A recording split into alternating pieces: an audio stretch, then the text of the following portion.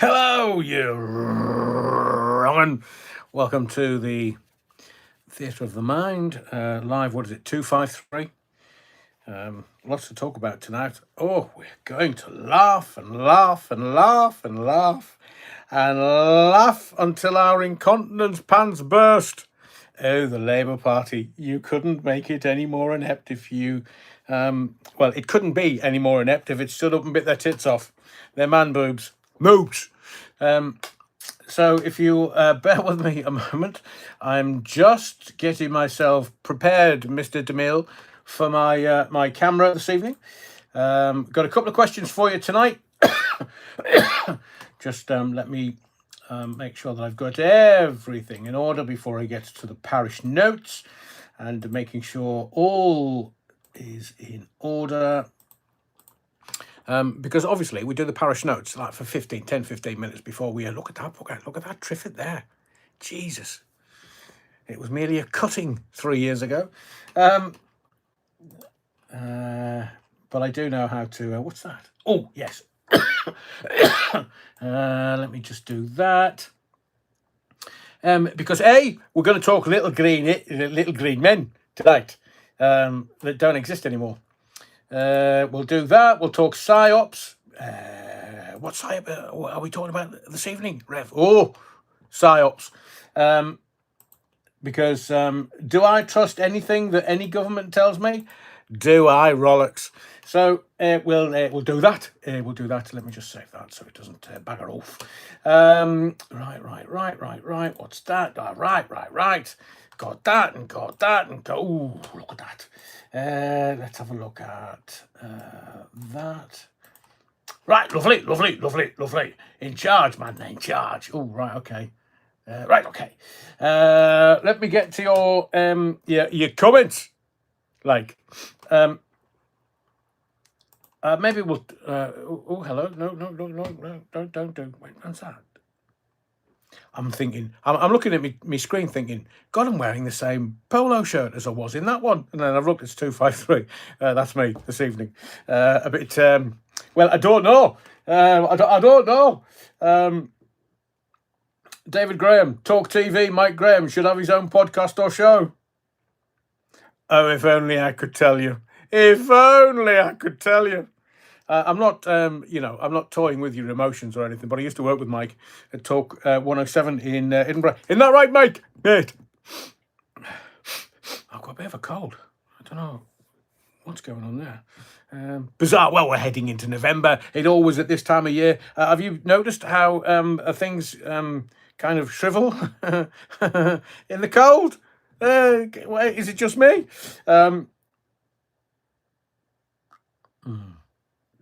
Oh, it's making me glass of steam up. Yeah, wrong. So, right, let's... everybody's in. Oh, everybody's chatting away. Lovely. Oh, did you notice it was slightly Welsh there? Wonder what happened there. Maybe I've been watching too many by-elections. And that's B-Y, not B-I. But then again, it is Starmer. Well, he doesn't understand Welsh. He can't speak Welsh. Wow. What are you making of that, you wrong'un? I'm talking about language. Do you think Starmer's bilingual? Just asking for friends, because didn't speak any Welsh. And we'll talk about it kindly and nicely about the Welsh people, but I laughed my cap off. Somebody's posted something to Reform going, you can go off and don't bother coming back. Well, I had that. Look, first couple of weeks I started at Real Radio in South Wales, across the bottom belt, the central belt, Cardiff and Swansea. Oh, Swansea Jack. Pretty shitty city. It's not, in my view, but it was in the film. And if you ever, is it Hightown? Twin Town. If you ever get to see the film Twin Town about Swansea, it's absolutely bob on, including the women and how they're portrayed. Absolutely bob on. Is there still a virgin in Swansea?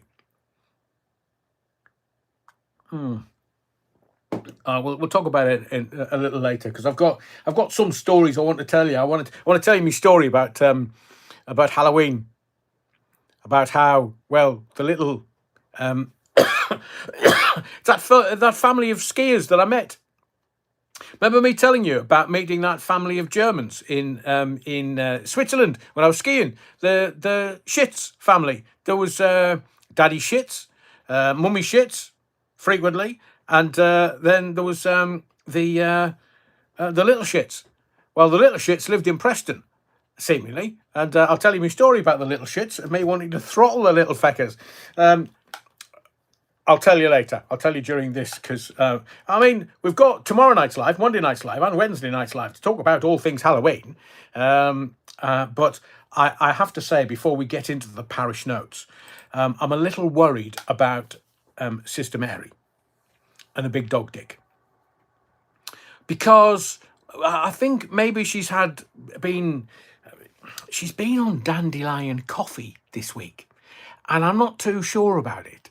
Whatever Sister Mary is gobbling is having a real weird effect on her. So she come up to me today and she said, Rev, it's less than a week to go to Halloween. I was like, right, why are you wearing a mask? I'm not wearing a mask. Are you sure?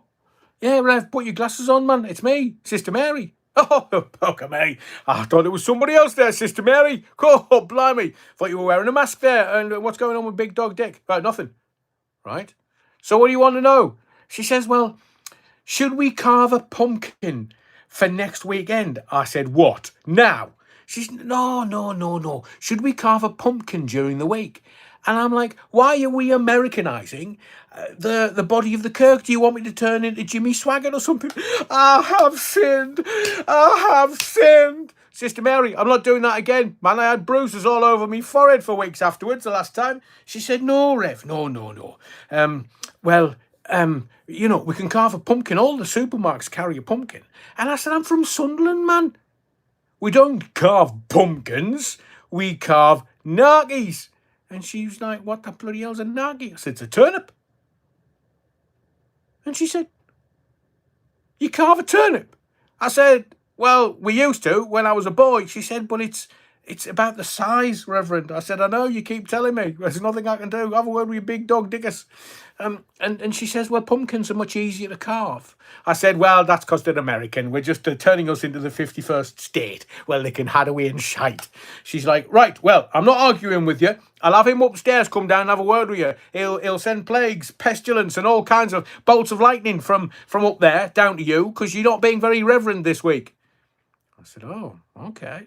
So what are you thinking? What's your expectations? She said, well, we can carve a pumpkin and we can put it at the door of the body of the Kirk. Right. Why?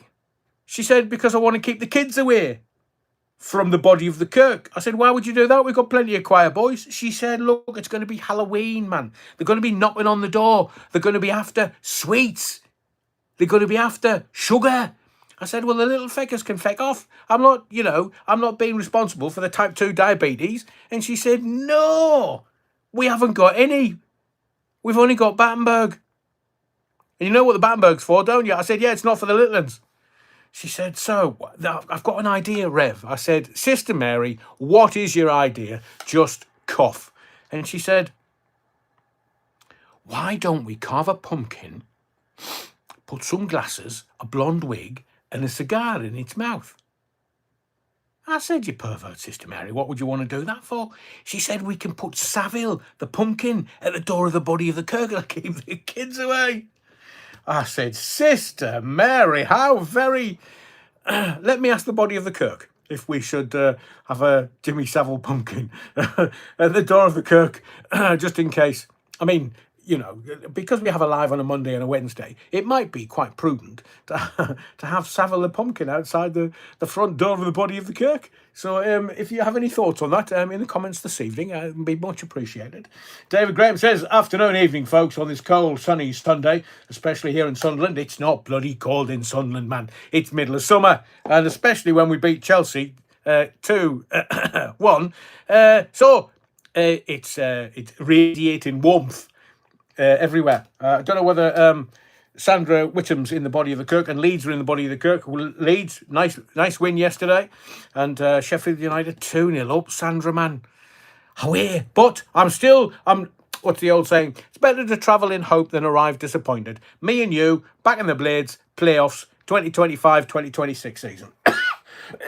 What can I say? And David says, I hope you all remembered to put the clocks back. So there'll be somebody appearing at 8:30 going, oh, has the live just started? Cheers, David. Good to, what's that? Footballers still taking the knee. Annoying stuff. I agree with you, David. What are they doing? Well, now it was worked out. The reason why they were taking the knee, the old boy that they took the knee for, was off his tits on gear. So why would we do that? Maybe we should take the knee for all of Epstein's victims. Or should I say, Andy the Pandy. I did that on purpose, you're wrong, and before you're thinking, what the hell is the Rev talking about? Les Griffiths, evening all, despite all of your reminders. David, forgot to put them, I forgot to put them back. Oh, Les, man. The sky is usually full of geese flying east this time of year. Hardly any seen so far. I'm with you. There's not, I mean, there might be a fly flying around in the body of the Kirk this evening whilst I'm trying to do me thing. But apart from that, I've not had any flying buzzy things around this year. Butterflies seem to be on the decline. But the geese,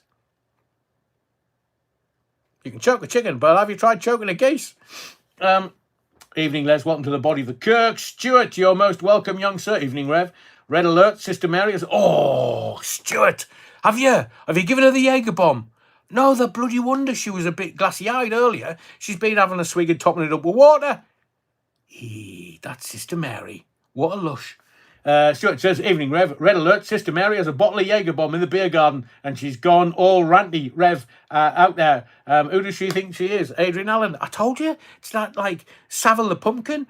She's been, having a snifter, tincture, small imbibement in the beer garden, according to Stuart, who's obviously seen Sister Mary, doing the old topping it up with water. Well, she's broken the seal now, though, and once you break the seal, you're in and out the toilet all night. So welcome, everyone. Welcome, everyone.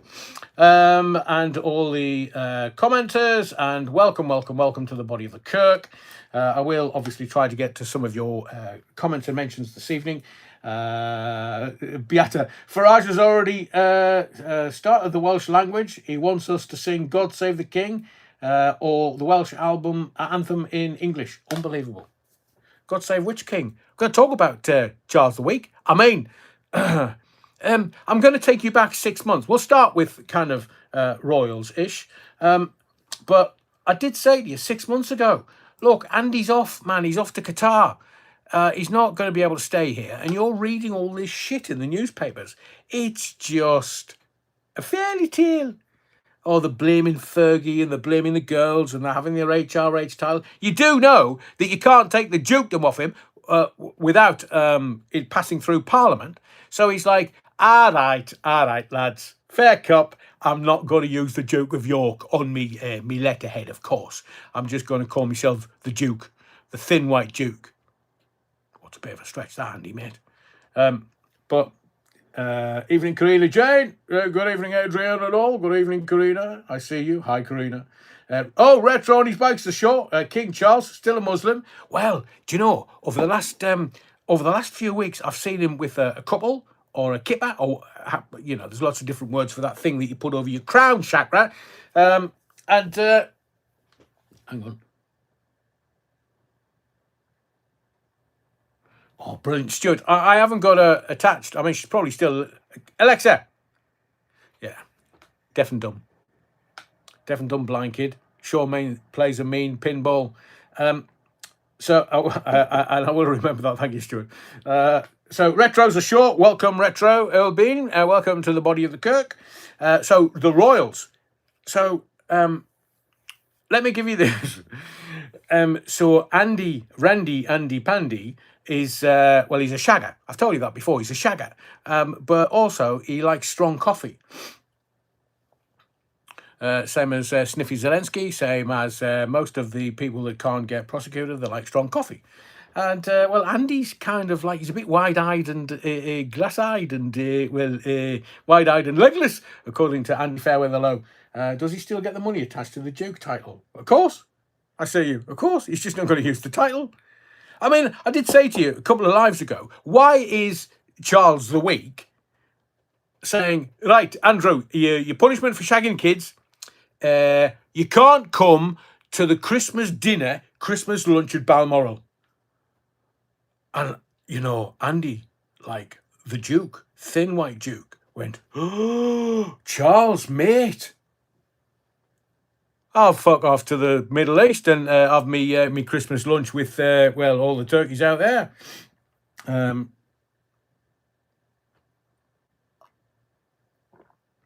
on. Ooh, I will, Stuart. I will. I do hope she's bringing the Jaeger bombs in here in the body of the Kirk because me hibiscus is going down far too quickly, far too well. So it's kind of like it's the same story all the time. Oh, Meghan, she was a yacht girl. Andrew shagged her first. Oh, Harry, he's got no marbles. He's got no brains. He's just like getting his schmeckle sucked and he doesn't care about anything else. Too right, apart from the weed. And you know that he went into, and I've said this to you before, you know that he went into a rehab place that specialised in heroin rehab. You do know that. It was on the front page of the News of the World. I do have a copy of it somewhere. But I'm suggesting that he was in, Brown, H, Horse, whatever you want to call it, because there's lots of names for it. I'm not suggesting he is, but he went into a specialist rehab that dealt with getting people off H. So Charles the Weak. Les Griffith says, I think Meghan's moved on. She's looking for another victim. Well, she can hide away and shite. I'm not interested. Oh, can you imagine? No, I'm not going to elucidate anymore. Sandra, I'm here and disappointed we gave up a 2-goal lead. I know, Sandra, I was with you. I was like, oh, what is going on? I was having dinner last night. And, Friday night. And one of the party went, Adrian, the Blades, they've lost 3-2. I was like, stop winding me up. I'm not happy about that. They were leading 2-0, man. And they were like, yeah. So, as I say, Sandra, it's better to travel in hope than arrive disappointed. When the Blades are going to make the playoffs. I do think the Coventry are not going to lose a match this season. I think they're extra special. I think Frank has got them doing amazing things. So, I think the winner of the league is already in place. Evening, everyone, says Stephen Hall. So the Royals, look, let me give you what the reportage this week is going to be for the Royals. Meghan's a yacht girl. Fergie supporting Andrew. The 2 girls are worried because they don't want their HRHs taken off them. They're happy to work for the royal family. Charles the Week's in Balmoral, dying of cancer. Oh, did they say that? And then the Queen, Camilla. Well, not my Queen. She's just Camilla.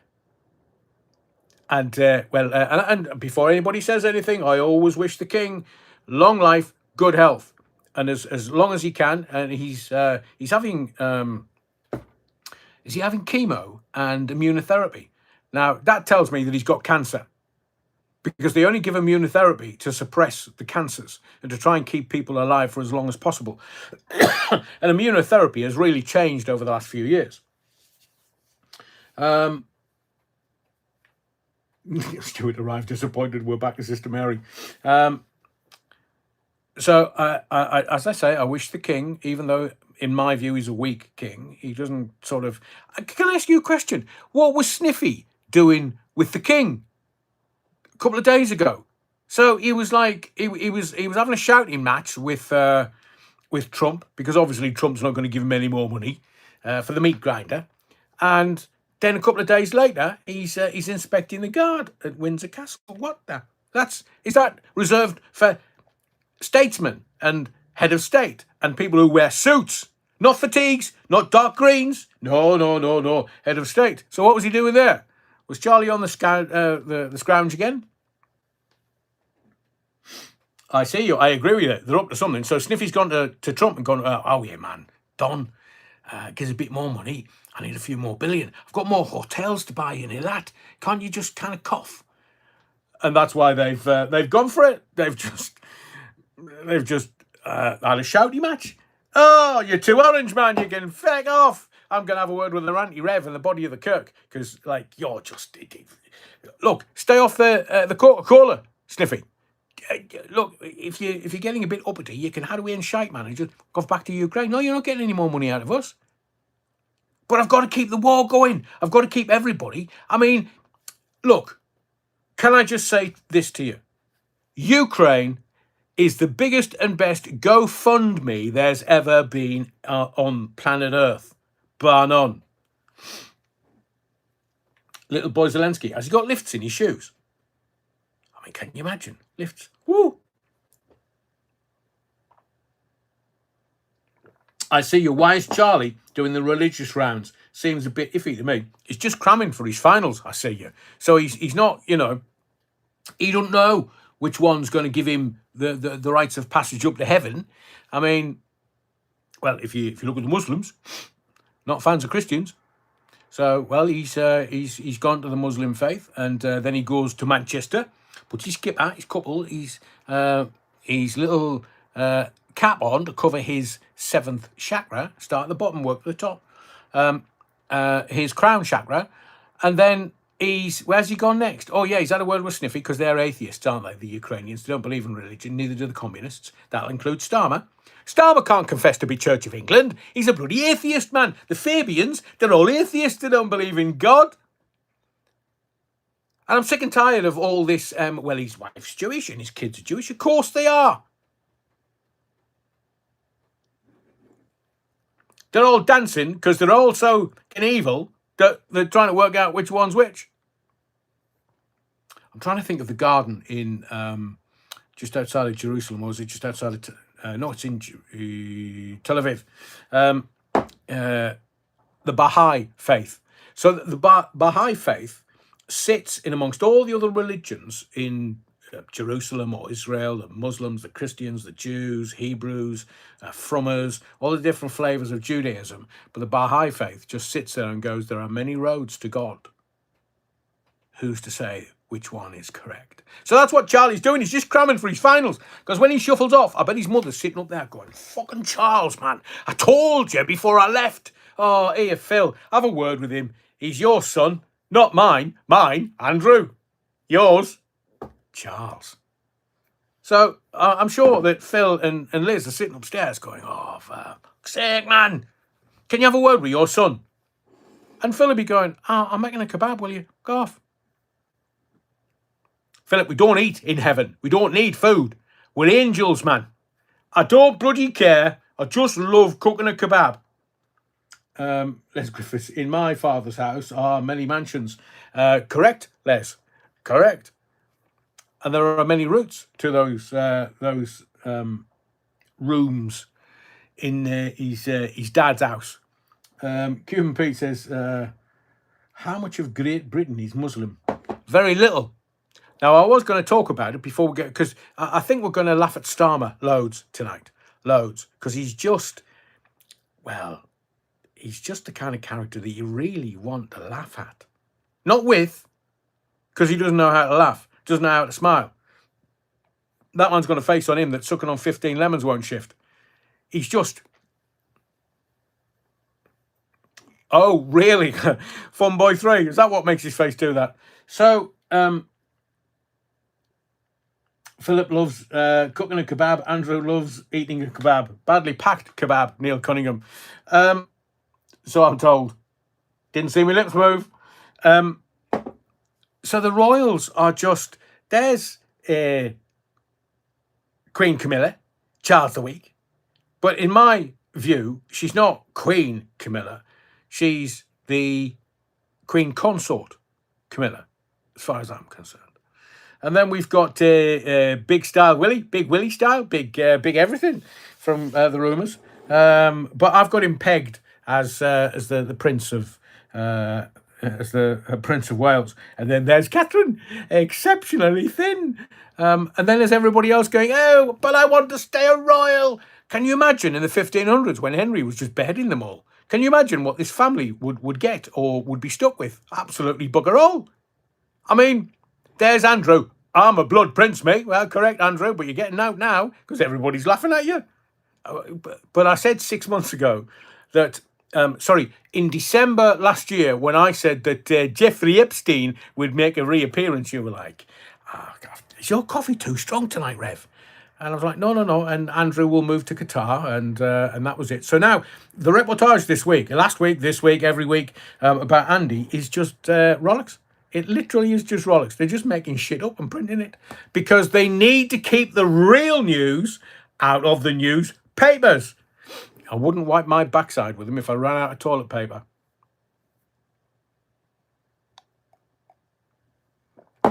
So just keep reading about the Royals because it's all utter Rolex. He's going to be off. He's going to leave Royal Lodge. I mean, have you seen Royal Lodge? It's just, well, I'm not a size queen by any stretch of the imagination, but do you think William will make a good king? I think he'll make a fantastic king because he's ruthless. He don't muck about. He's been trained from an early days when, there was no love lost between Elizabeth and Charles. Because this is not about kind of, Elizabeth had to knock some kids out to make sure she had an heir and a spare and a couple of others. And then by the time she got through Charles and Anne, and then Philip was like knobbing anything that was moving in South America, according to Kitty Kelly's book, The Royals, which I have a copy of, and it's breathtaking. So Philip's knocking the kids out in South America, and Liz is like, and I'm paraphrasing here because I wasn't in the room at the time. Oh, I say, Philip, you dirty tart. I'm the queen. I can do anything that I want.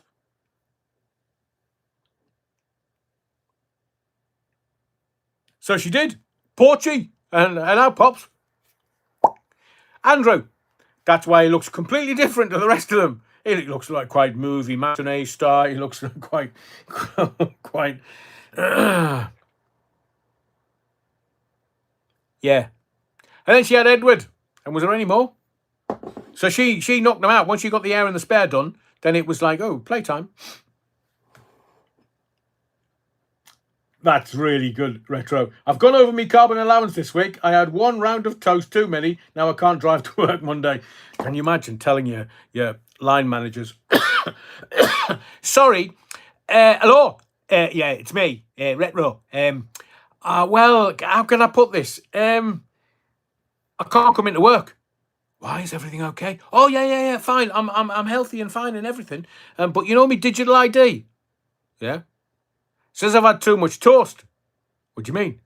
Well, me carbon emissions. I've had too much toast, so I can't drive into work today. So I'm going to stay at home if that's all right. Well, what we're going to do with the boat? I don't care. I've me carbon emissions. Me digital ID says I can't come into work.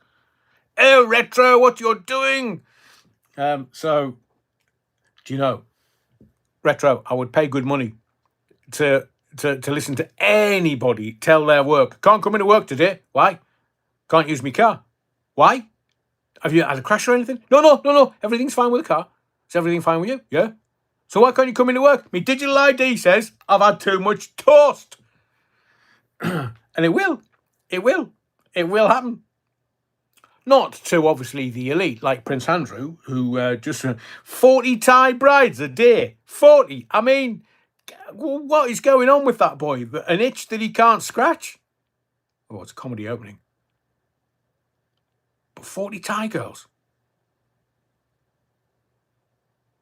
Wasn't the lady boys of Bangkok? You didn't see me lips move. I see who says, I'm going to have to take these fluffy pajamas off.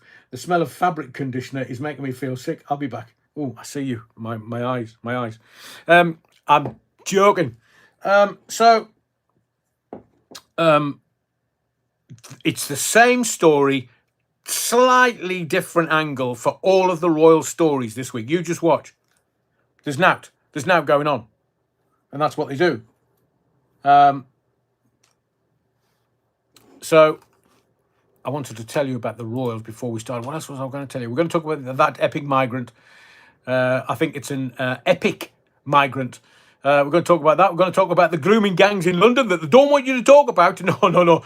They don't want you to talk about because there's no such thing as grooming gangs in London. No. Mayor Carnage says there isn't. But now we find that there are. And then we're going to talk about the rape gang's inquiry collapse. If it quacks like a duck. We're going to talk about that paedophile, formerly known as Prince. Going to talk about, and I've told you, until I'm blue in the face. I do hope you get Venezuela. Hang on. Des Ashton, the Lirabor party and this government has no plans to introduce compulsory digital ID. We're also going to talk about that, Des. We'll talk about Sniffy and the King. I've no idea why. I just can't work out why. We're also going to talk about, we're going to have a deep dive into Lucy Powell, the DEP PM. It's just been announced yesterday. Well, DEP PM, let me tell you, you need to listen to what I'm going to tell you. 3i Atlas. Oh, now you see it, now you don't. Now you see it, now. Where's it gone? Where's it gone? Going to do a deep dive into 3i Atlas, the little green men. They've had a little sit rep. They've had a board meeting, and the little green men have decided that they really don't want to come to this planet because it's full of fucking mad people. So, no. I'm going to ask you some questions. Trump or Starmer, we'll get to that. We're going to talk about the Reform Office has been vandalised by the Welsh. And we're going to talk about, well, kind of lightly touch on Pastor Bob Joyce. It's Elvis, but is it a psyop? Because suddenly it's gaining traction online. We'll talk about the Premier League, the old guard, and the new generation, Bournemouth, Sunderland. You, believe it or not, are the algorithm. And we're going to talk about the jibber jabber and the stuff that's in there. And there was something else I was going to talk to you about. Let me just have a look at my notes. Yeah, I've got the Lucy Powell, man. Lucy. We'll talk about that. Another multi-millionaire. That's there's 3i. Oh, yes, and we will have Dougie later. Not initially, but later. Les Griffiths has said, Bob Joyce is not Elvis. Okay. I'm not saying he is. I'm just saying we're going to talk about Pastor Bob Joyce, and Pastor Bob Joyce. Look, I think it's a psyop. I think it's just a distraction because they haven't got 3i Atlas anymore. Now you see it, now you don't. Have you seen 3i Atlas? No, me neither. Whose word are we taking for it? NASA? Or the same ones that landed men on the moon in the 60s? Yeah, them. Okay. So let me get that. There was there was a Dougie Thang. Going to talk about that, and I have to say thank you to Alan Blindfold. I'm just going to Stephen Hall says Charles loves the WEF, and I was going to say about the WEF that Sniffy is on the WEF side. I mean, Europe.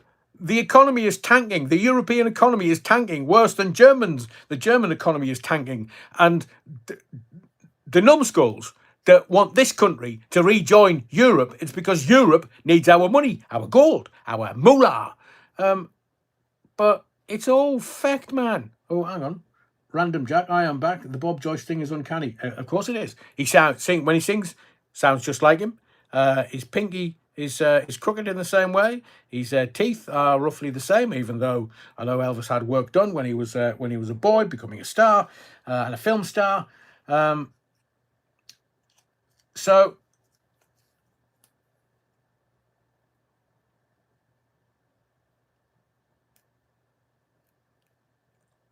Sarah is just saying what everyone is seeing. We shout at the TV when the adverts come on.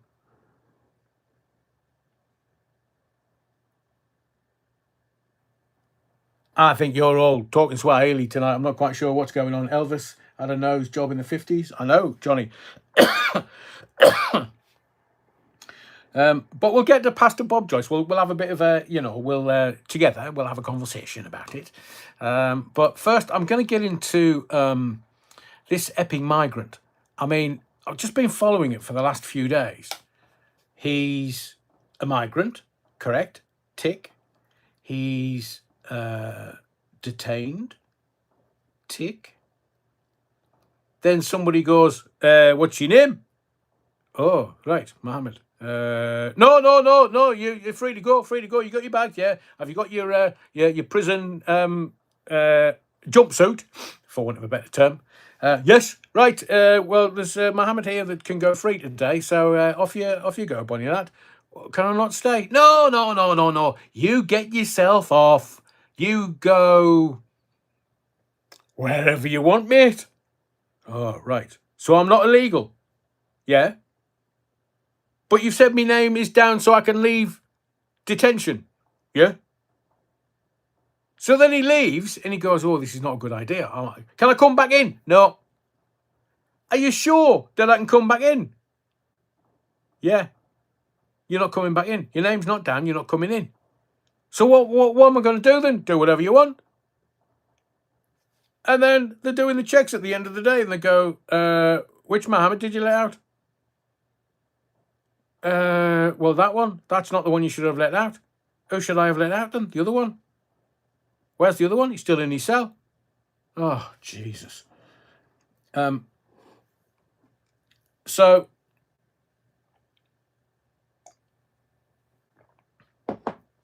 it looks like he fecked off into London. So let me just think this through. So who do you think spotted him? Was it British Transport Police? If he got on any public transport in London, he would have been... no, it wasn't British Transport Police. I've told you, they're Mickey Mouse. You know why they wear white clothes, don't you? Mickey Mouse wore white clothes. Essex Police? No.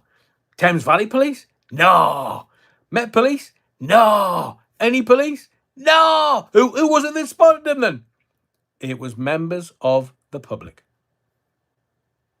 So police forces, police by consent, and the best informants that the police have are the eyes and ears of the general public. According to Rusty's roamings, they found him asleep on a park bench in Finsbury Park. I know how he feels. Oh, am I going back now? Yeah, come with us. Oh, brilliant. Will you bring me bag? What bag? That bag with all all the stuff that I was given free from, this wonderful country. What's in it? Everything. Everything to me name.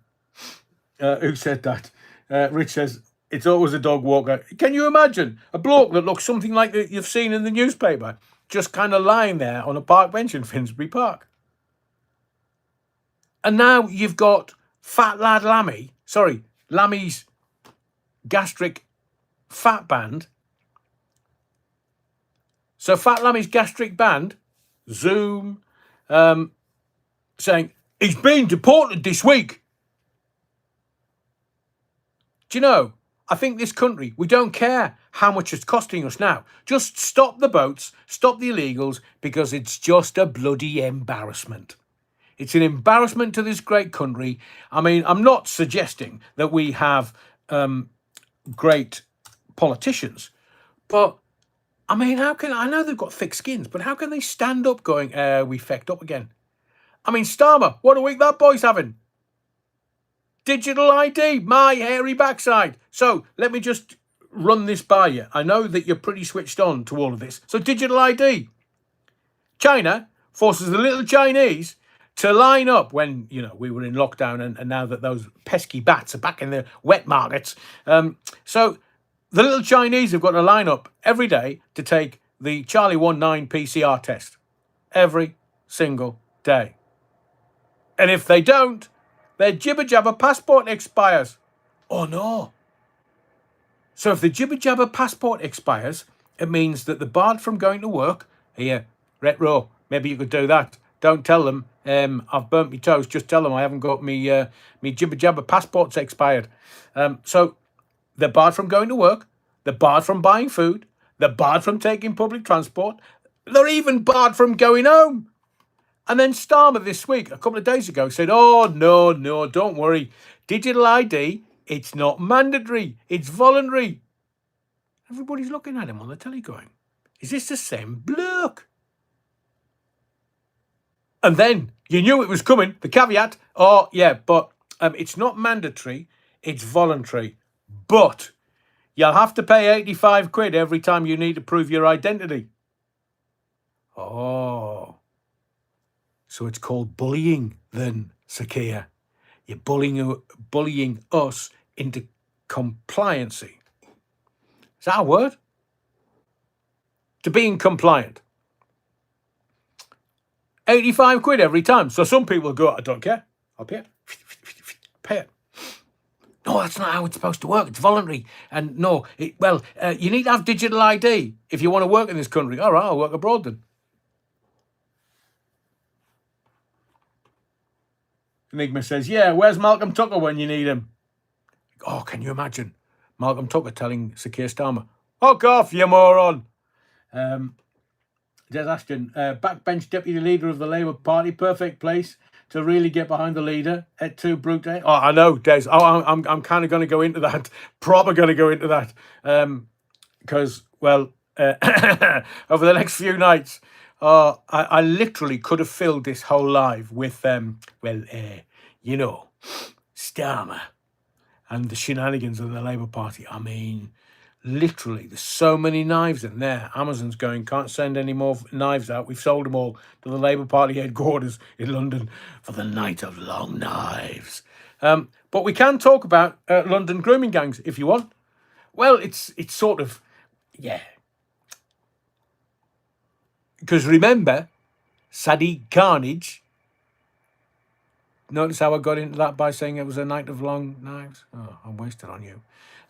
So the London grooming gangs, Sadiq Carnage says, there aren't any. There aren't any.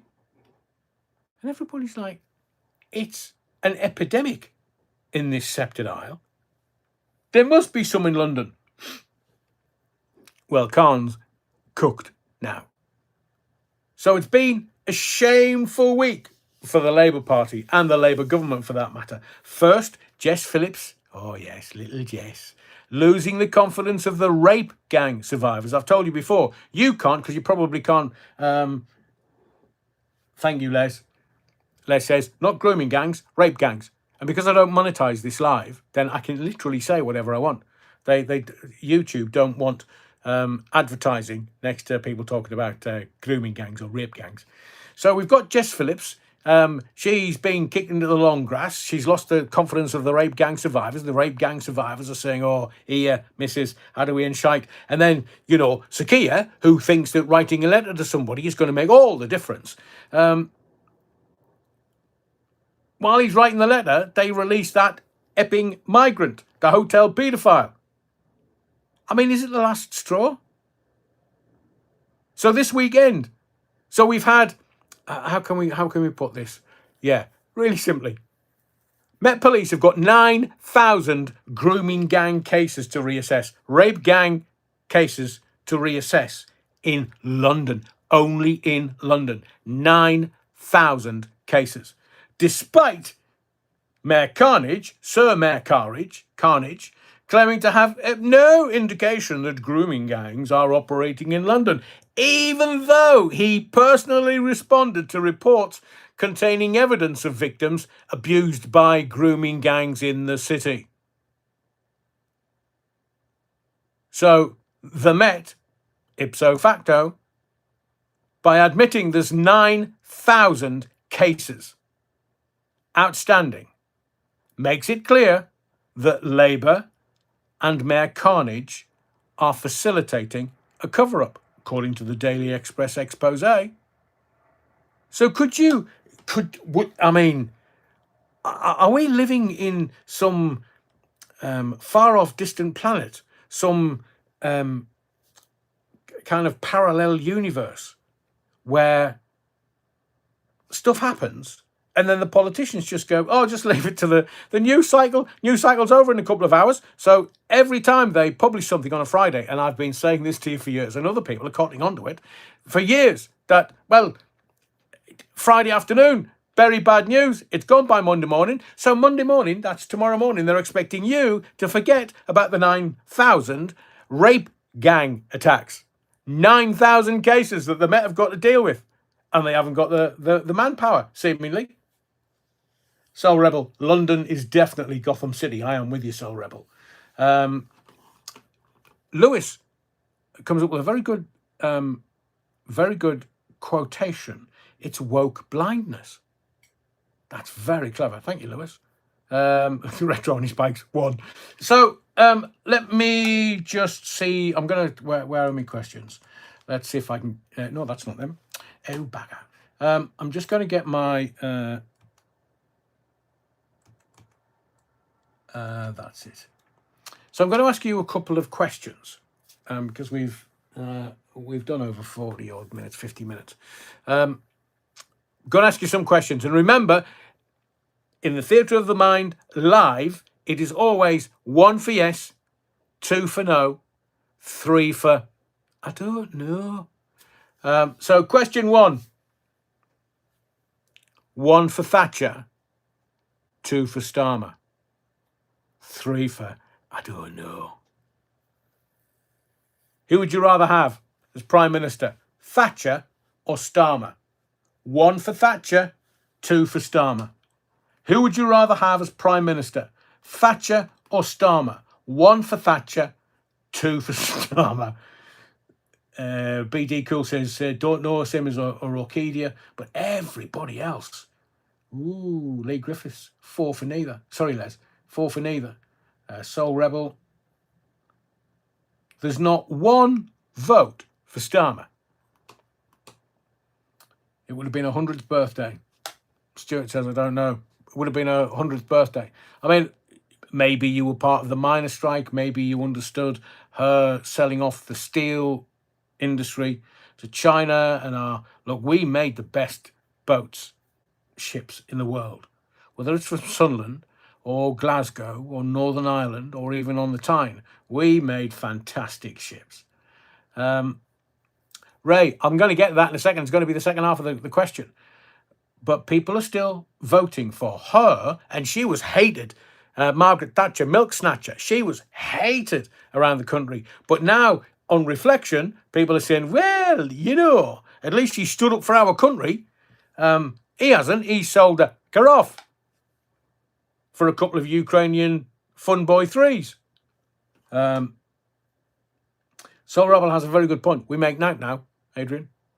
So the second part of my question, literally everybody, I mean, dozens and dozens and dozens, Super Ted, Paul West, Ray Norton, Alan, Louise Hampson, Retro on his bikes, Theo Bovril, Lyndon Lewis and Reg D, Napoleon Blown Apart and Legalista and Nicky Watson, et al. I'm not, hopefully I've not missed too many out, but it was all ones, Margaret Thatcher over Starmer.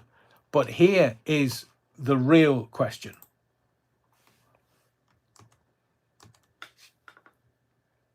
One for Trump, 2 for Starmer, 3 for don't know, don't care, not interested. Who would you rather have as Prime Minister of this country? Donald Trump, Sir Keir Starmer. 1 for Trump, 2 for Starmer. 1 for Trump, 2 for Starmer.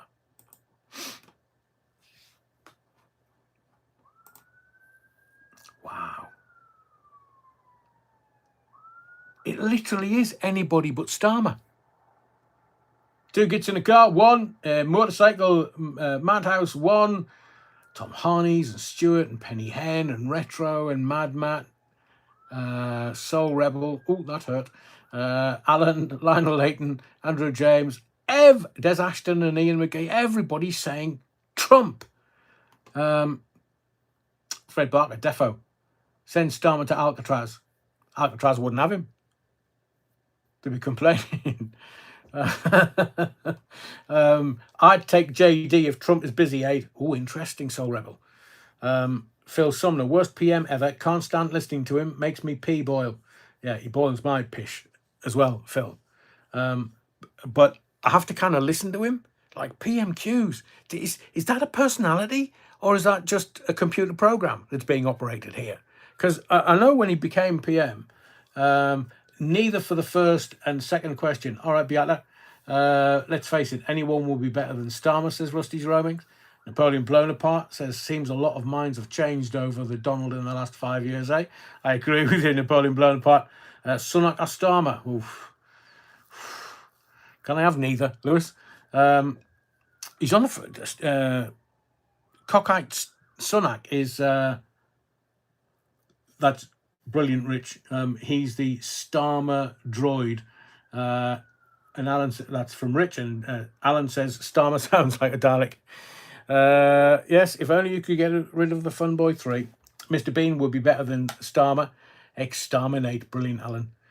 Even his suit looks uncomfortable. That's very good, Soul Rebel. Even his suit looks uncomfortable. Having to clothe him. Aid. That's a great line. So, thank you to everyone for their votes. It looks like it's anyone but Starmer. A bit like if you're in Scotland and England are playing in the World Cup, anyone but England. I can't stand his drony voice. And women find him attractive, or some human beings found him attractive. But it is odds on that Miliband will eventually replace Starmer because Miliband is hard left. Oh, can I? Right. Do you want my? And I need to say thanks to my mate Dean for his insight. So I'm going to give you a theory. Are you ready for this? As I say, we could have gone Starmer and laughed and burst our incontinence pants. Hang on, Parrot in the Philippines. Good to have you in the body of the Kirk, young sir. Doesn't ring true. If he was being released, he would have been back in his civvies, not in his prison tracksuit. And no, I'm not an ex-con, just worked in Lewis Nick when prison officers went on strike. Brilliant. I kind of get it, but it's the ineptitude. I think everybody's wide-eyed and wide-mouthed at all of this because it just fits in with the Labour government and the Labour Party's ineptitude.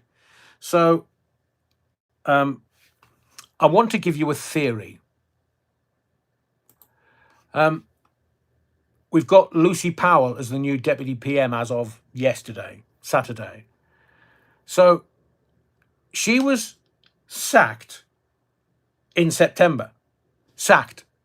Because what Starmer wanted to do was he wanted to get rid of anybody that was going to challenge his prime ministerialship, because that's the way he operates. He did Ginger Growler's knees, from what I understand. And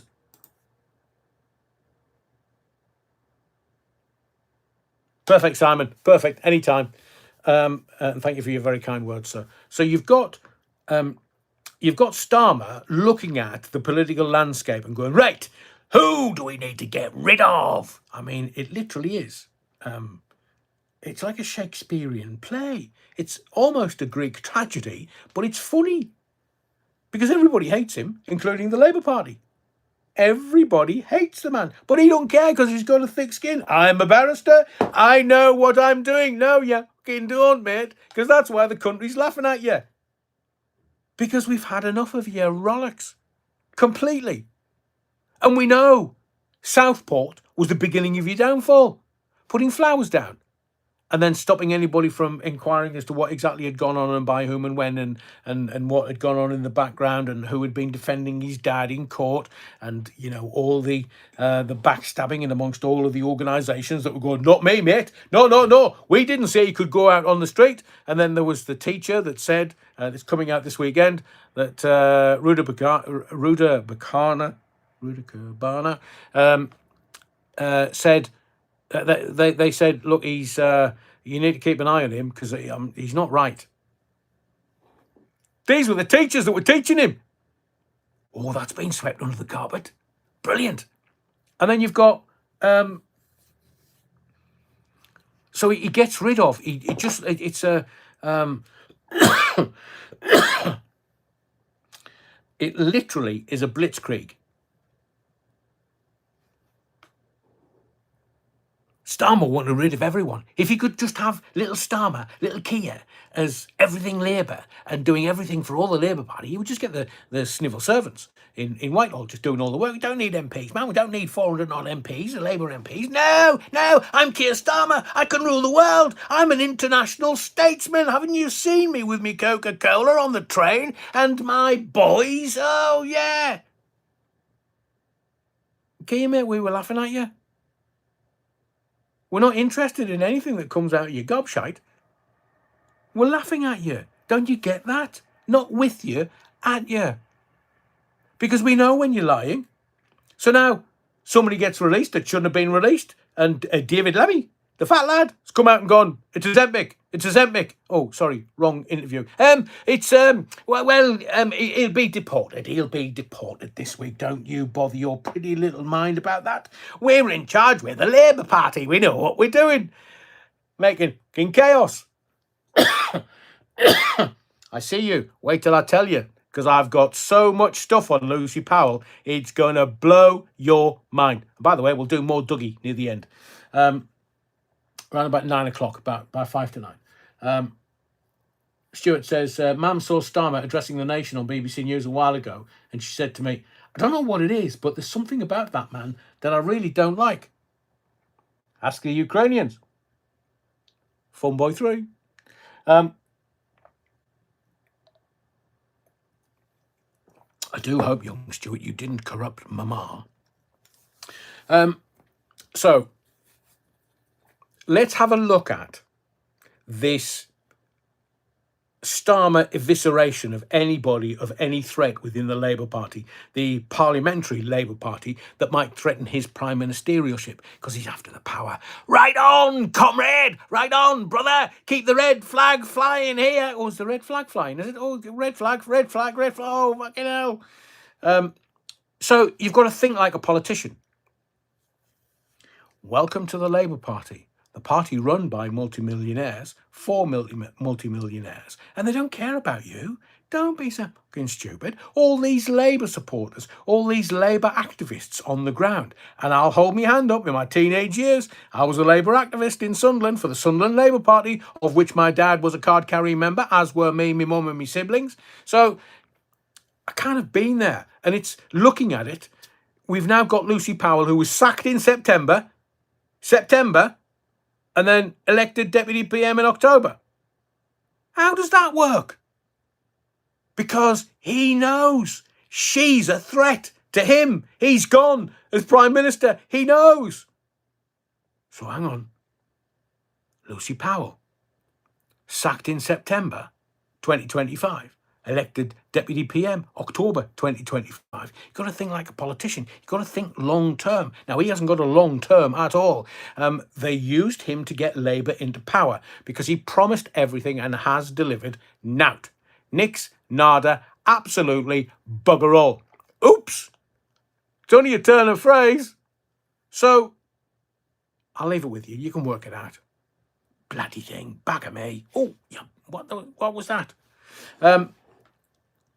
So welcome to the 2025 version of the Labour Party, where they've all got the metaphorical knives out. That's why they're not going to ban knives in London, because they're all in a Zempic palace knifing each other politically. But Starmer's taken the bait. He's not bright. He's not.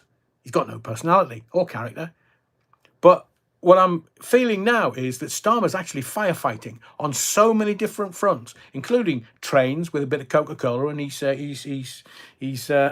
anybody fancy any music? Oh, what you got, Kia? Well, I've got Funboy 3 and the Four Tops. Like either of those?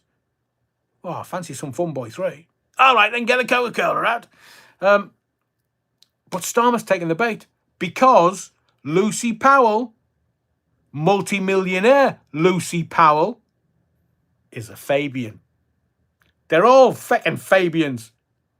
And I can corroborate this and prove this to you by telling you that multimillionaire Lucy Powell and husband multimillionaire hubby, well, she has participated in their events. Now, if you're a politician and you have to think like a politician, you just have to get the Fabians on side for them to think that you're one of them. Not one of them. One of them. Fabians.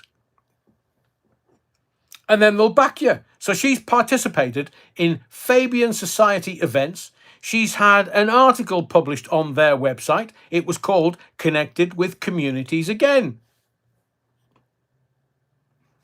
And this is straight on the back of the Labour Party getting a shagging in Wales. Makes a change from sheep. So you've got 54% of the Labour Party don't like Sir Keir Starmer. I mean, did you see the announcement? The body language was off the charts. Cheers, Dean. They hate each other. I mean, they're politicians, so they'll say anything. They'll just talk shite. Don't care. But the body language. When Starmer is sacked, he might become the new host of Strictly. He likes a bit of cum dancing. Very good, Neil. Very good. So how much more can Labour take with Starmer in charge? You see, the Parliamentary Labour Party need deniability. And multimillionaire Lucy Powell is an arch critic of Starmer. They're both Fabians. But I believe the Tories have given the game away because the Tories are laughing. They're laughing. Look, if they're only going to get 7 seats at the next general election, they know Kemi not good enough. He's not good enough. And they know that Starmer's finished. They know that Carnage is, he's done. He's cooked. He's toast. Might not be able to travel much, though. Extra slice of toast. So this is what's going to happen with... hang on a second. Des Ashton says, read up on the fall of the Roman Empire. We are doing exactly the same now. Ladies and gents, please put your tables upright and remove your spectacles. Remove any sharp objects from your person. Brilliant. Alan says, Ray Norton says, thought Stamber preferred a little come dine with me. Come spelt C-U-M. I don't know what that means. So, Andy Burnham is on his way back. Now, it's easy to see the shenanigans going on within the Labour Party. Oh, it's just politics. It's the cut and thrust of politics. I mean, a very unfortunate phrase, of course, that came out of the gobshite of Sir Keir Starmer at the dispatch box. Just a cut and thrust of politics. Well, mate, this is what's going to happen. Andy Burnham, he's on his way back. What they can't do is the Manchester Mafia can't trust Andy Burnham being elected at any seat that he stands for as MP, because Reform are just going to steamroller the whole political process. They're going to do away with the parasitical classes, the political classes that are literally bumming each other and taking all of the money out of the tax reserve that we have to pay up. Metaphorical. So this is what's going to happen. Multimillionaire Lucy Powell has no more responsibilities other than Deputy Prime Minister.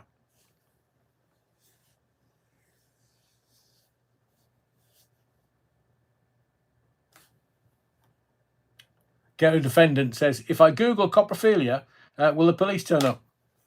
No, they'll make a shite mess of it.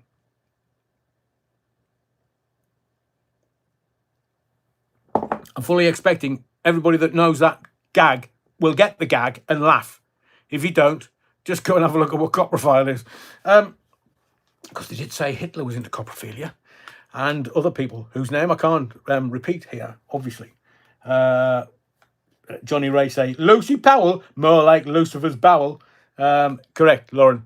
So we have multimillionaire Lucy Powell. She's got no more responsibilities other than Deputy PM. So there's Fat Lammy and his gastric band. Zoom! He's had to come out. Not out, just out. Like, is anybody asking him, here, mate, have you lost all the weight? Is it shagging? Is it running? Or is it Ozempic? Stuart, is it suitable for work? Absolutely not. 2 girls, 1 cup. So, Rebel, I keep getting the Lucys mixed up. Oh, Lucy, what can I say? So if Powell has no more responsibilities other than Deputy PM, you know what's going to happen, don't you? It's all about May, not Theresa May. It's all about May and the local elections in May, which Reform are going to blitzkrieg. They are literally going to eviscerate almost every working political party. Now, in Wales, it was slightly different. I think Labour had a majority of 13,000 and Reform missed out by 3,000. So the Welsh didn't particularly want to... the English getting in, at which point, before I continue on with multimillionaire Lucy Powell, and I'm going to tell you how they're going to get Burnham into become Prime Minister in possibly a year's time, I'm going to tell you about the Welsh. So I go and do a late night phone in South Wales, which was very, very successful. It had more listeners than all of the other radio stations combined at the time of night when I was broadcasting. And I had the most fantastic time. I love the Welsh. I love Swansea even more. I just love the people that I met and some of them that I work with. Obviously, some of them were cocks. But so I had callers like the first couple of weeks. Oh, get yourself back off the border. No. We should give it to somebody who's Welsh. I said, all right, is anybody decent in South Wales that can do a phone in? This is a call live on air, which I think I've still got somewhere. Well, I said, well, I'll tell you what, I'm going to go home. The fader's open. You do the phoning. to this woman who rang in, this Welsh woman. And she went, "What do you mean?" I said, "Am I speaking Swahili? You're live on air. You're going to do the phone-in. I'm about to leave the radio studio. You've told me that there's loads of people, loads of the Welsh people that can do a phone-in, so you can get on with it." And I walked out the studio. And she was like, Adrian. And I opened the door and I said, "You can feck off. I've told you I'm going home. Get on with it." And she just panicked and put the phone down. So I walked back in the studio and said, "Well, I can't leave dead air, really. It's not my place."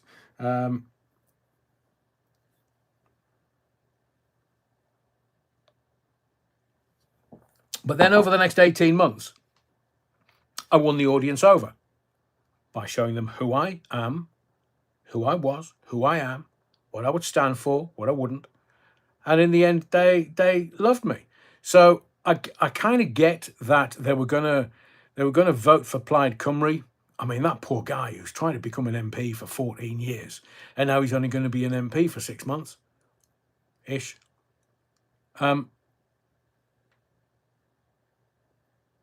So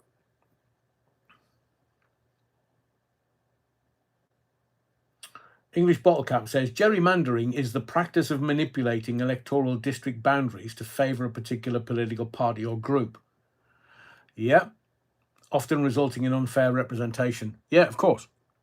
Of course. So you've got...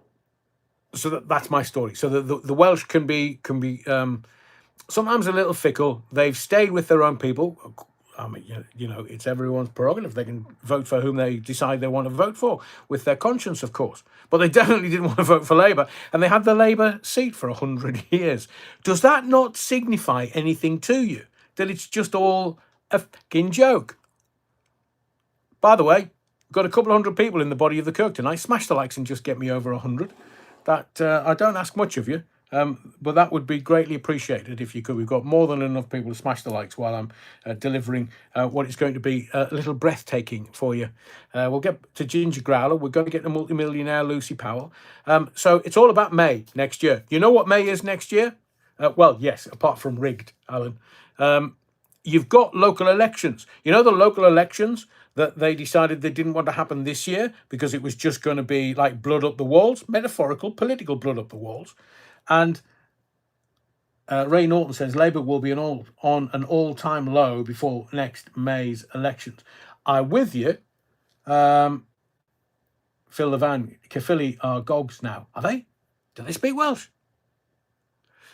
But you've got a Labour Party that is so hated, and I've said to you repeatedly on this channel when I've done it, that it's about Southport. That was the start of the downfall of the Labour Party, because Starmer can't lie straight in bed, whichever bed he's in, because obviously he likes to stay over at Lord Ali's when we're locked down and his son wants to do his A-levels. So it's not going to be, it's just not going to be. The Labour Party are done. They're finished. As a political party, they're over and done. Because remember, we've still got the spectre of Blair hanging over, like a bad smell, hanging over all of this since 97. And we got rid of him. And Bloody Brown. Bloody Brown. Got rid of him because, well, they... Don't swear. I haven't got any money in the swear box. But then we've got the Tories, and they're all as bad as each other. They've got that in the trough of money. Alan, they are not done at all. Tell you what, Alan, I'll put £1 to a penny bet. I'll put a tenner down and tell you that the Labour Party are fucked. I'll give it to you straight, Alan. They're fucked. Fucked. And then when the country tells them to fuck off, they're going to get to the fuck off place, and the country's going to say to them, well, while you're there, go on and fuck off some more. They're done. This is from a Labour Party activist in his teenage years. And do you know how I know so? Caerphilly was a great example. The last set of local elections was a great example. The most hated Prime Minister in British political history, and there's been some absolute caring, understanding 90s types at the head of the Labour Party. Look at Harold Wilson. So, I'm telling you, they're done. Durham Big Meat. You have to understand that the northeast of England is dyed-in-the-wool red. No Tories, no right wing, dyed-in-the-wool red. Durham Big Meat, a fantastic day out for the Labour movement. Not the Labour Party, the Labour movement, which include all of the flags and the accoutrement that went with the miners, the steelworks, the shipyards, everything. They're real hard graft Labour. I'm talking about work, not the idiots in the Labour Party. And there were some giants, intellectual giants of the Labour movement. Thank you, Theo Bovril. The intellectual giants of the Labour movement. And I've got somewhere an interview that I did with Tony Benn, Wedgwood Ben. A fantastic man. Fantastic. So you've got Telly Wookford says, problem is most of the voting public have short memories and little sense. Hence, Maggie rode back into power after the Falklands and Blair got back in twice. I get it, Terry. I do get it, and I completely agree with you. But I think that's why they're going for the kids, the 12 and 13-year-olds that have no idea. 97 didn't exist. There weren't even tadpoles in 97. So now they're wanting them to vote. Because, well, we'll keep the red flag flying high. Mate, comrade, man. And so we have a problem here. It's all about May, not Theresa May, the political process in May.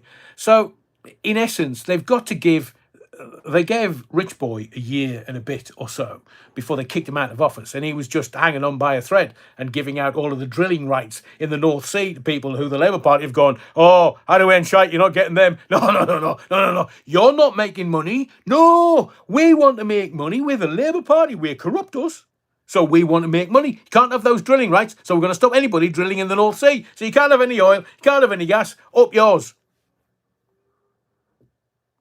And then Rich Boy, cockeyed, he's come back out again. Not out. Well, you never know in today's politics. But he's come back out. And he's back on the front page of the Tory Graph or something this morning. I thought, I'm not buying that shite. I am absolutely as a vote against. But as I say, it's about May next year, 2026. So they've got to give him almost 2 years. I'm talking Starmer now. They're giving 2-tier free gear. Queer as folk, man. Starmer, almost 2 years to see if he can do anything. But he's got no new ideas. He couldn't lie straight in bed. That man flip-flops more often than a Frenchman with a pair of Philippe Phillops on. So the vote is going to be Starmer is finished as a Prime Minister and as an MP. They want him gone. So Powell, when he's gone, so basically what will happen is the Labour Party will be eviscerated, a blitzkrieg. It'll be done. It's a scorched earth politics where they're just going to get... So Labour got rid of the Tories, scorched earth, and now Reform are going to get rid of the Labour Party, scorched earth. Local elections next year. I'm talking Swahili, Alan. In May.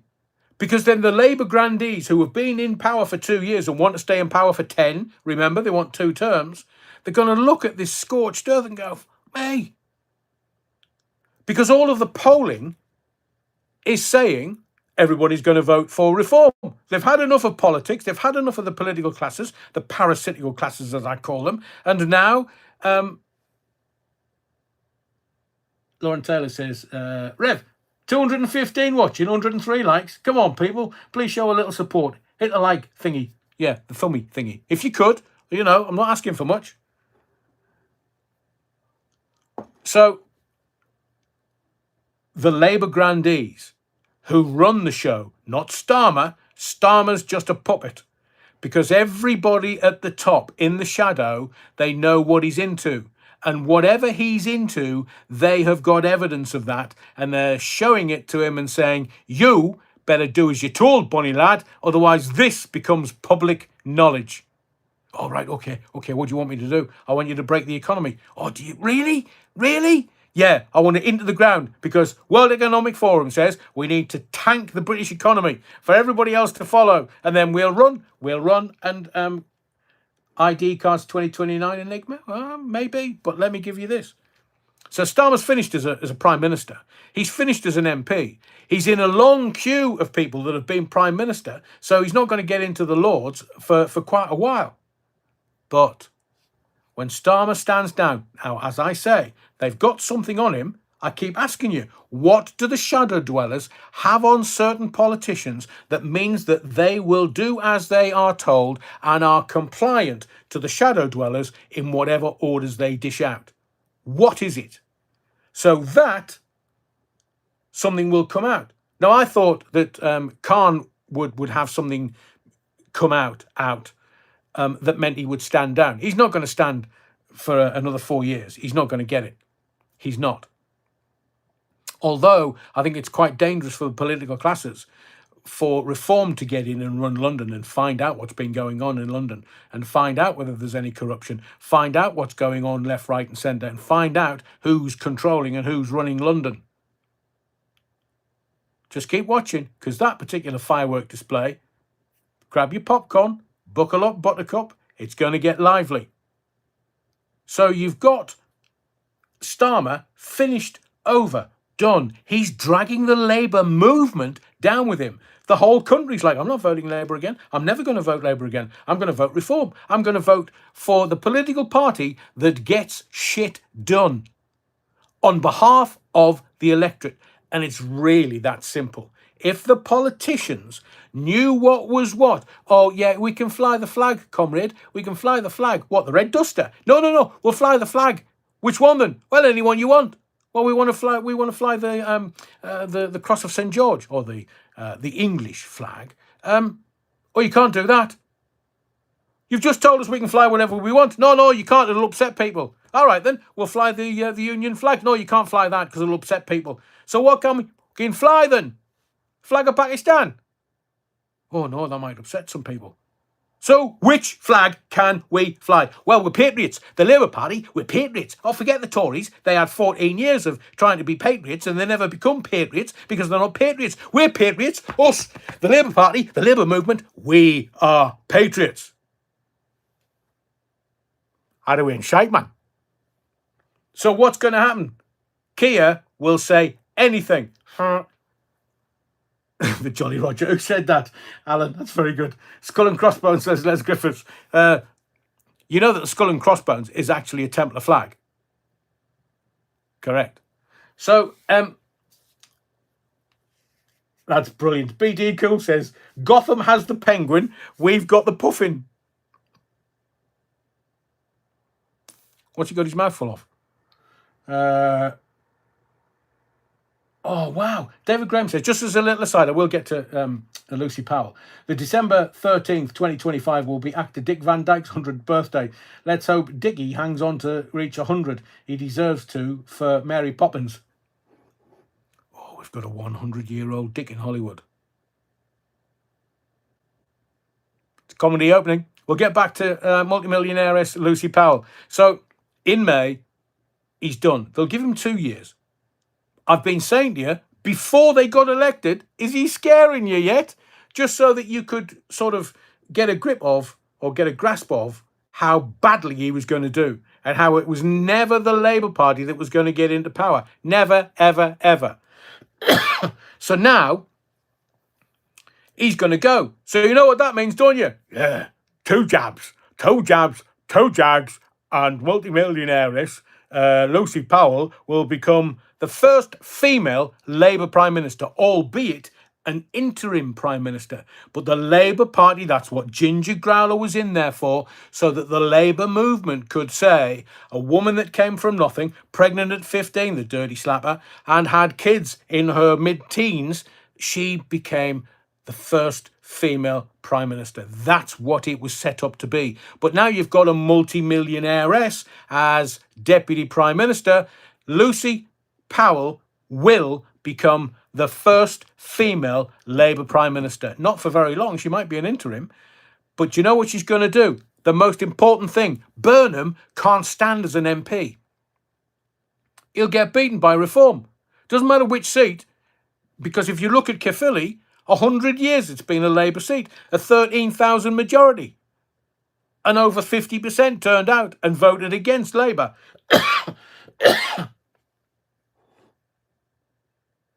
Terry, I'll take what you're saying. No, she won't even be interim unless Starmer steps down with immediate effect. Do you know what that fucker's been up to? You know, with your skills and abilities, and I definitely know, and it will be with immediate effect because the grandees in the Labour Party have already got it. They've already had a word with him. He had a face like a smacked arse last week. Why would that be? Well, he's put off the Fun Boy 3 trial till next year. He's friends at the, Director of Public Prosecutions. But I'm telling you now, the real stuff they'll never publish. Did you do the D notice research, Terry? Gave you the clue last week.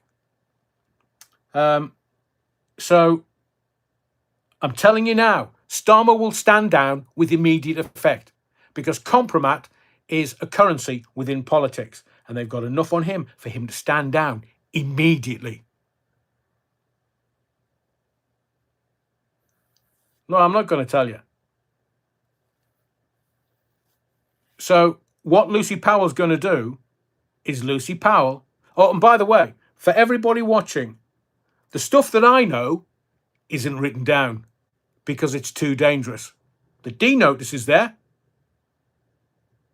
And I said to you, it might not be a D notice as such because Terry said, oh, no, they don't do D notices anymore. It's the same fucking thing, Terry. They're making sure that me and you don't know what's going on.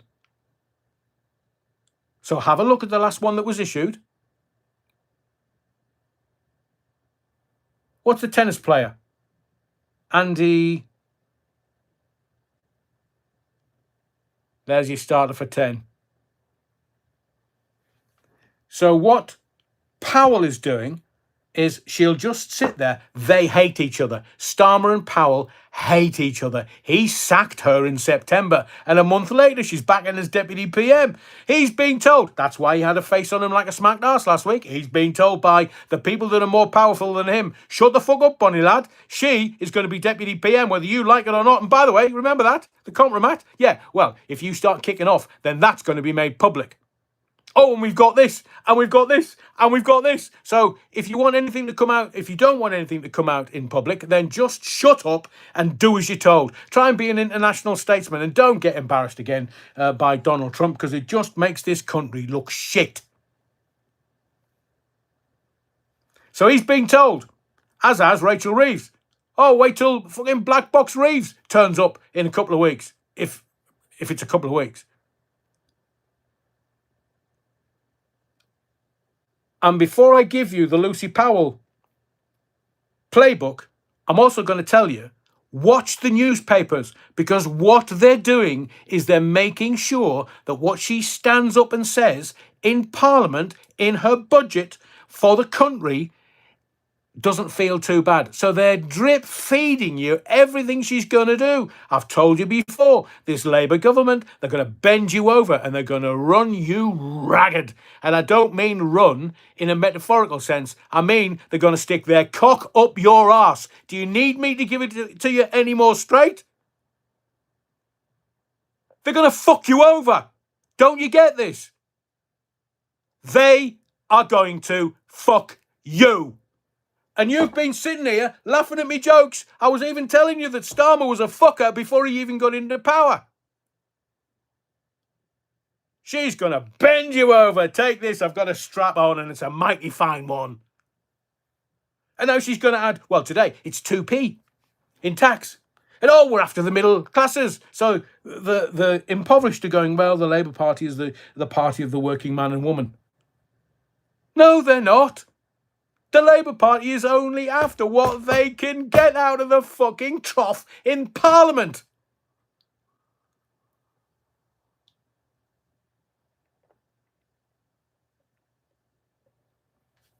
So I said to you a few minutes ago, think like a politician. You've got to be crooked to catch a crook. You've got to be evil to catch evil. Takes a crook to catch a crook. Sorry, takes a crook to catch a thief, as the old TV title used to say. So I'm going to tell you what Lucy Powell's going to do. And look, this may take another 6 months, 9 months, 12 months to come to fruition. But Burnham can't stand as an MP because he won't get in. And they want him as the leader of the Labour Party to bring some, maybe the old glory days back to Labour, if there ever was any. And I've been watching Labour politics for over 60 years. My father's been involved in it. Well, he's dead now, bless him. Cunt. So it's, oh, sorry, did that slip out? So you've got the Labour movement dead. Scorched earth politics. It's finished. It's over. It's done. So what they're going to have to do, and this is what Starmer does, he tries to maneuver and be more intellectual than everybody else. And he takes his orders from the Fabians, but the Fabians are the same as the World Economic Forum. And you now have a Fabian in the Deputy PM. So you know what's going to happen, whatever the WEF want. And that's whatever the Fabian Society want. They're all fucking communists. Look at the Chinese Communist Party. I keep telling you this. So what we have now, or what we will have, is multimillionairess Lucy Powell as an interim Prime Minister, or the next Prime Minister of the Labour movement. Before Ginger Growler, that was the setup, she's going to make, and you have the example from Cockite making Pigfucker a lord. So what happened? They made Pigfucker a lord, and he went off and he was negotiating arms deals left, right and centre. He was the foreign minister, foreign secretary. How can he do that? Because a lord can come back and be appointed a minister. So you know what's going to happen. Burnham's going to become a lord, and then they're going to bring him back into the Labour movement, possibly as Deputy PM, and then as the Prime Minister, or attempted Prime Minister. So who is Lucy Powell? Now, I do hope that you are sitting comfortably, and I do hope that you have a cup of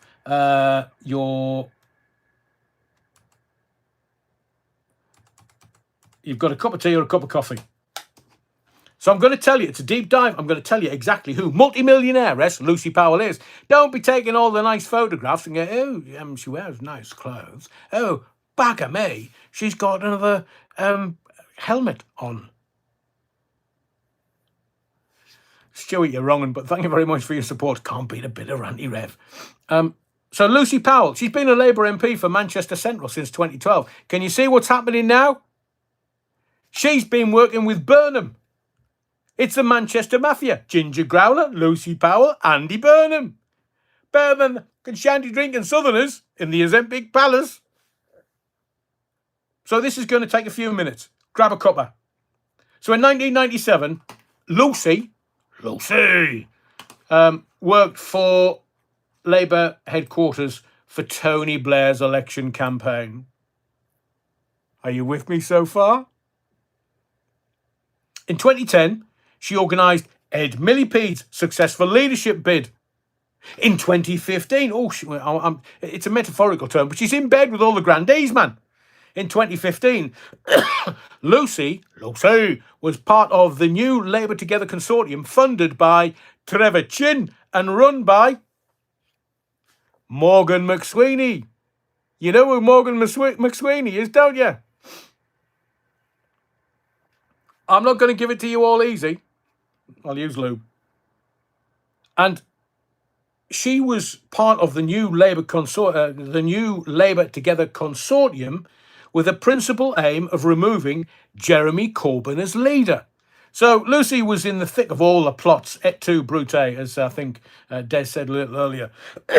She was in the thick of all the plots, all the coups and the leadership bids aimed at ending Corbyn's leadership. And in the film, Oh, Jeremy Corbyn, The Big Lie, there is a scene showing Lucy Powell, multi-millionairess Lucy Powell, on the night of the 2017 election, clearly surprised that Corbyn had done well. They can't read the room. They can't read the street. The street is becoming more polarised. You're either, well, you're on the extremities. I'm not going to sort of politically pigeonhole them. But the Right Honourable Lucy Powell, multimillionaire, Lucy Powell, is now the leader of the House of Commons and Lord President of the Council. Comrade. But unfortunately, Lucy's language doesn't always reflect her exalted position. She'll say fuck as much as the rest of them. So she dismissed concern for the grooming gangs, rape gangs. I can say that because it's not monetized. So she dismissed the concern for the rape gang scandal when she said, "Oh, we want to blow that little trumpet now, do we?" Lucy, mate, for us to do that, we have to have 3 vertebrae removed. And I continue her quote. "Let's get that dog whistle out, shall we?" "Oh, really? In public, Lucy?" Now, Powell's comments have been described as silly, discredited, and abhorrent. But much of the donations and funding that Lucy has received over the years remains, shall we say, elusive. However, the following donations, and this is why you need a couple while I just give this all to you. Oh, you thought Starmer was bad. He's 100 grand a year in freebies. Buckle up, Buttercup. Here it comes. The following donations and perks have been disclosed. These are the ones that have been disclosed. She got 5 grand from the Trevor Chin-funded Morgan McSweeney-run consortium. Labour together. Oh, we'll get rid of Jeremy, don't you worry. Nearly 10 grand from Opal Real Estate. 2.5 grand in hospitality and tickets from Google for the Brit Awards. The Brit Awards. They are definitely 2 different things. Nearly 2 grand in tickets and hospitality from Cricket Australia for an Ashes match at Lord's. Oh, I say. Is she a fan of the Googly? Nearly 350 quid in tickets from Channel 4 for a rugby league match. Over 1 grand in tickets and hospitality from the English Football League for the Carabao Cup final. 1,600 quid in tickets and hospitality from Global Radio, LBC, to attend Capital's Summertime Ball. 2.5 grand in tickets and hospitality from PRS for Music for the Glastonbury Festival. Glamping. 600 quid in tickets and hospitality from BPI Music to attend the Mercury Music Prize. Okay, now. In my view, Mercury Music Prize, shite. 990 quid in tickets and hospitality from Camelot to attend the Rugby League World Cup final. 1 grand nearly. 3.5 grand in tickets and hospitality from Pinewood Studios to attend the BAFTAs. Nearly 1,200 quid in tickets and hospitality from Google to attend, well, we've already, another one of those. Nearly 3 grand from Unite the Union. They gave 10 grand to Ginger Growler. She's probably very upset. Another 1,300 quid in tickets and hospitality from ITV for the National Television Awards. 3.5 grand in tickets and hospitality from Channel 4 for the BAFTA Awards. 6 grand in tickets and hospitality from Silverstone, UK for the British Grand Prix. Another grand from the LTA for Wimbledon tickets. 1,400 quid in tickets and hospitality from Manchester City FC. Oh, well, she's an MP. Was an MP for Manchester Central. I mean, do you really need me to go on? I could 3.5 grand in tickets and hospitality from the Jockey Club for the Grand National of the M3. So she got freebie tickets to go to the Olivier Awards. Over 400 quid's worth. 700 quid's in tickets and hospitality from the LTA for the Davis Cup matches. I mean, it literally... So with her £166,000 salary, expenses claimed in the last year of £42,000. The expenses alone is more than most people earn in a year in this country. That's way and above and beyond the average wage. Very generous donations, shareholdings, rental income, allowances, freebies and perks. Multimillionaire-S Lucy is doing very nicely inside Westminster indeed. And I keep telling you, whether they're politicians or whether they're barristers or lawyers, they love spending other people's money. So, what does she stand for, this multimillionaire-S Lucy Powell? She voted for the Universal Credit PIP cuts that will result in further hardship down the line for people who are disabled and vulnerable. Multi-millionairess Lucy Powell also voted to scrap the winter fuel payment to pensioners and voted to retain the 2-child benefit cap, which significantly contributes to child poverty in the UK. Unless you're of a certain community when you're knocking out half a dozen of them. That's why they want to change the 2-child cap, because it suits some of the voters. They want to vote for them when they get into power. Where are we? Right, I'm going to do a bit. I'm going to do a bit of Dougie. If we can get 3i Atlas in, we'll do that. I've got lots of other stuff to talk about if we can get it all in. So, thank you to Alan Blindfold on X for this. And why am I saying this? Get your popcorn. I keep telling you, there's loads going on in the background. I'm just going to make these points. So, as I have said repeatedly on this channel, and I have issued advice to someone that was a friend, isn't a friend. Because betrayal is a very bitter pill to take. But just a few points for convicts out on license. People assisting them in breaking restraining orders and advice, especially for the victims. A prisoner on license who breaks a restraining order will face license recall and/or criminal prosecution for the breach and any new offences. So basically, breaching a restraining order, and there are 10 in place. For each breach of the restraining order, you can be liable for up to 5 years in jail. No questions. It's illegal. It's against the law. Someone breaching the restraining orders or someone assisting them will make the person with the restraining order go back to prison for up to 5 years. Now, I'm aware of 2 breaches.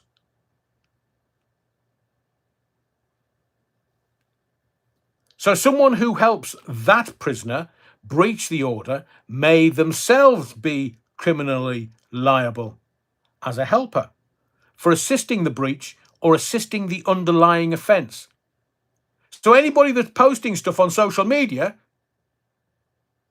they're in the brown stuff, up to their eyeballs. So any victims that are aware of a breach should report that breach. Prosecution and recall processes may follow. And the legal framework, as I have repeatedly said on this channel for years, the legal framework allows for serious consequences, prison terms of up to 5 years for each breach of a restraining order, and immediate recall for a licence breach. So somebody who has 2.5 years left to go, if it's been deemed that they have breached their licence and or their restraining orders, not only will they go back in for their licence breach and finish off their term, they could be given another 5 years per breach. So in this case, I believe it's been breached twice. You could end up with another 10 years on the other side. 2.5 years for licence breach and then another 10 to run consecutively, not concurrently. So if someone deliberately orchestrated or facilitated the breach, they may be considered a co-offender or accessory, increasing culpability. So anybody that is friends with someone, anyone that is out on license and they facilitate any breaches of a restraining order could end up in the next cell. I mean, maybe they like prison food. I don't know.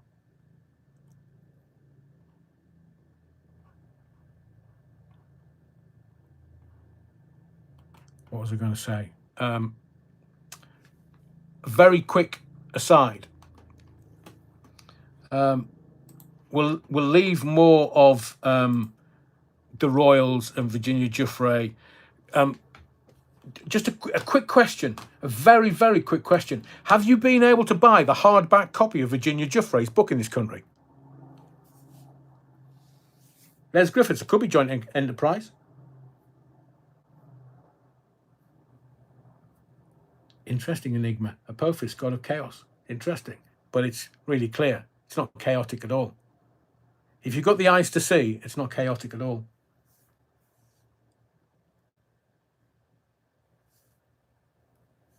Interesting. Bad Wolf Project. Bellfield's domain name expires in August next year. Wonder if his universal credit will stretch to cover payment.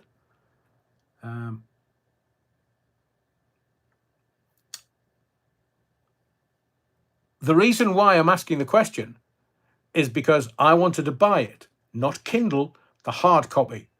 Because remember, the more hard copies that are out there, the more the information stays out there. If it's on your Kindle, they can wipe that. Oh, I remember saying something about this in the book. Always, always, always buy the hard copy. So that in 20, 30, 40, 50 years, I've not been able to find it anywhere. I've looked on Amazon, of course. Can't get it. Only the electronic versions. I'll have a look in some of the supermarkets. But Stuart says, he said before, if he goes back to prison, he'll write more books. Okay. He could end up with another 12 and a half years to write books. Do you think there's going to be an audience for them when he comes out? It's bad enough little green men appearing. I mean, look, the religions of the world, if a little green man appears, that's it for religion. I mean, Project Bluebeam, of course. So it's already been put in place. So let me do that. There was something else I wanted to talk to you about. I'll keep the 3-eye atlas for tomorrow because it seems to be losing its impetus. Want to round off with a jibber jabber, and I'm just going to say this to you: I won't judge you if you did, because at the time we were all trying to do the right thing, the best thing by ourselves, our family, our community, our street, our cul-de-sac, whatever. We were all trying to do the right thing. And that's what the politicians relied on. That's what they were making the money from. The inquiry's still going on. They don't report it anymore. Because it'll be 2 years down the line when everybody's like, oh, we've moved on now. But let me just tell you this before I wind tonight's live up. And please, over 200 people here. If you haven't already, please smash the likes before we go. But this is important. I am going to suggest to you, and I'm not going to say who they were, but they knew exactly what they were doing. So you are aware that the first shot drops your white blood cell production by 50%. At which point your immune system starts the recovery slowly.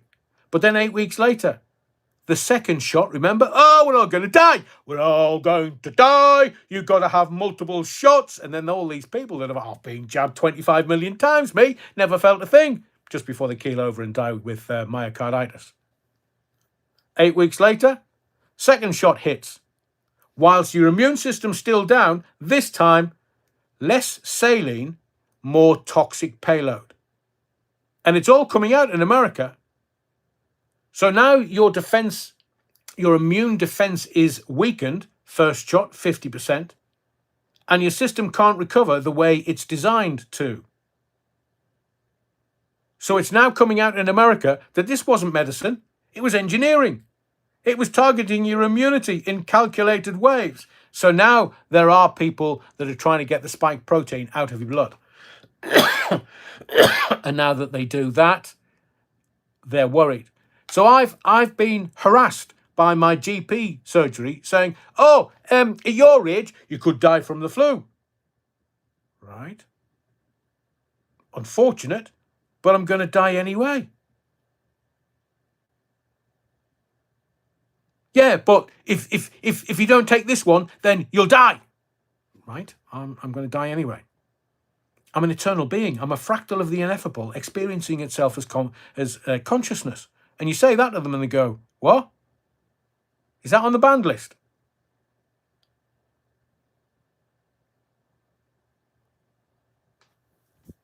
So I've got so much more I want to talk about, but I'll leave it for tomorrow night. So the next live is going to be Monday night, 7:15 for Parish Notes. See what we're doing with the pumpkins and the Jimmy Savile pumpkin to keep all the kids away from the body of the Kirk on Friday, because they're probably just going to go around the back of the body of the Kirk and sniff glue.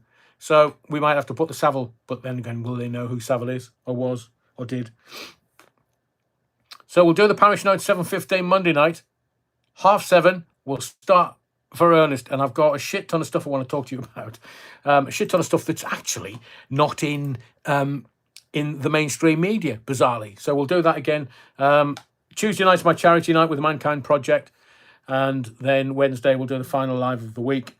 So whatever you do, wherever you go, thank you for your likes, your subscriptions. Please smash the likes. There's nearly 200 people, and we haven't even got to 150 likes. So please, if you could, while I'm winding up, look after yourself. Remember, even if it's a little crusty, a bit of emergency Battenberg in your backpack always works. It keeps you going. And be safe, be well. And remember, the Theatre of the Mind, it's not a show, it's a mission. It's a mission for the truth, to uncover the truth, and to deliver the truth from the pulpit of truth. See you tomorrow night. 7:15 for Parish Notes, 7:30 for the start. And be well. See you tomorrow.